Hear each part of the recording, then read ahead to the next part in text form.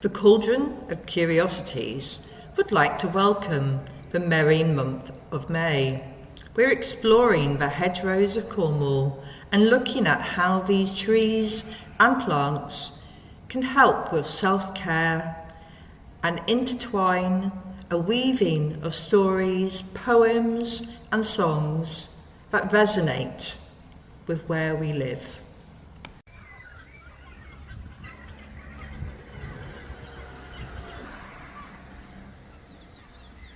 The dulcet sounds of a car. This happens frequently when I am recording.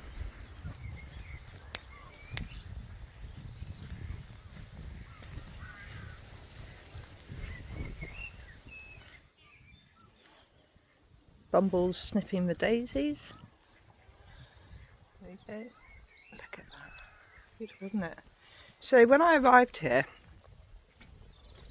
excuse the clip of the bins, and I walked along this section here.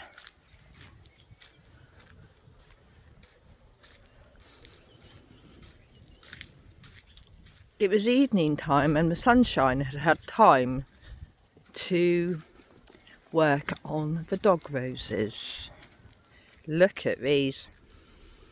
And I could smell the air was redolent in the smell of roses. Look. They're absolutely gorgeous. I love seeing roses in the wild like this. Look at that. You see them all. It's just a huge bank. Somebody's been pulling up some of the land, the trees and the rose bushes here. I don't know why. Look, you can see the whole bank of it removed. White roses on the side with willow and gorse.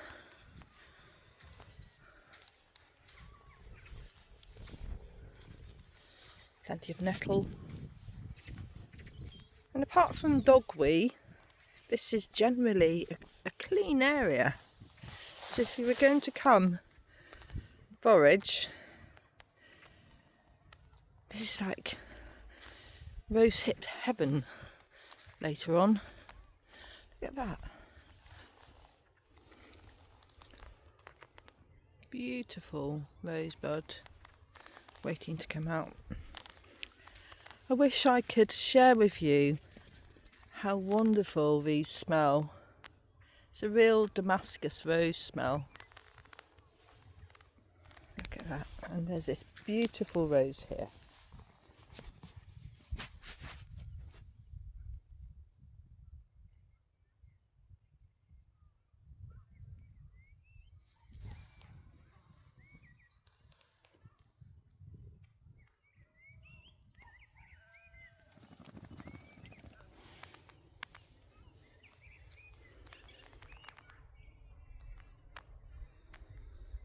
So what do you think of when you think of roses? Look at the colour.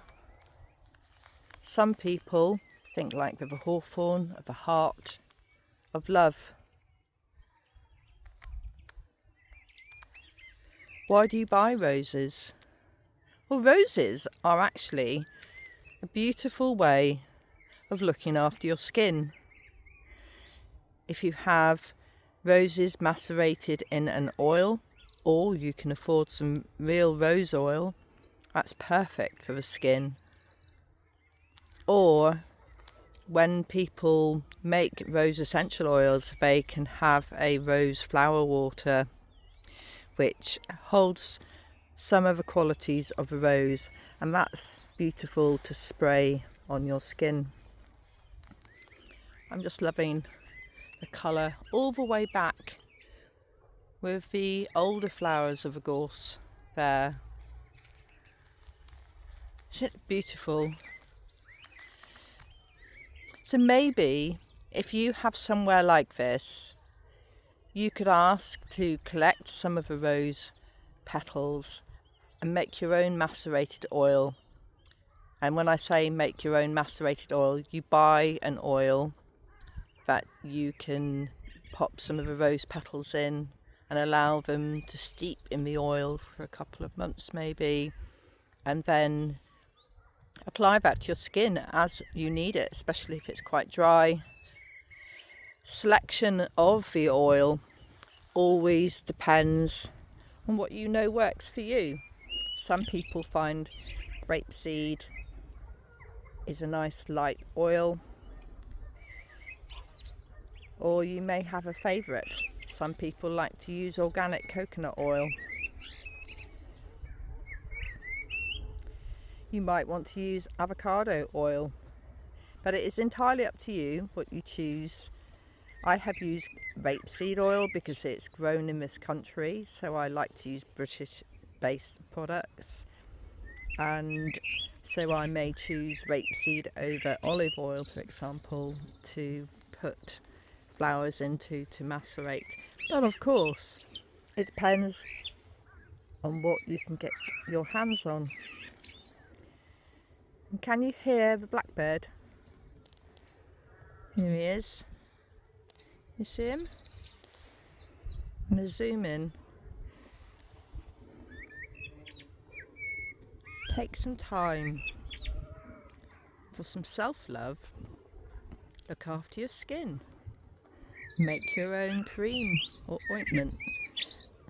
And you can make a aloe vera based lotion by taking aloe vera and putting 2 drops per 5 mils of aloe vera and mix it, and it goes white as it takes in the essential oil, and you can apply that as well, and it's a non-greasy alternative. And remember to take some time to just listen to the blackbirds sing.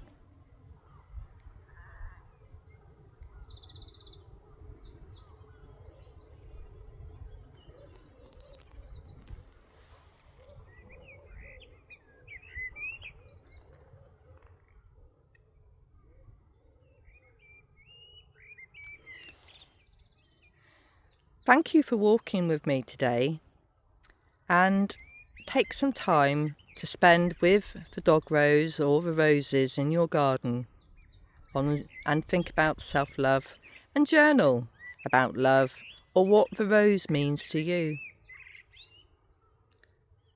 And I look forward to walking with you again tomorrow.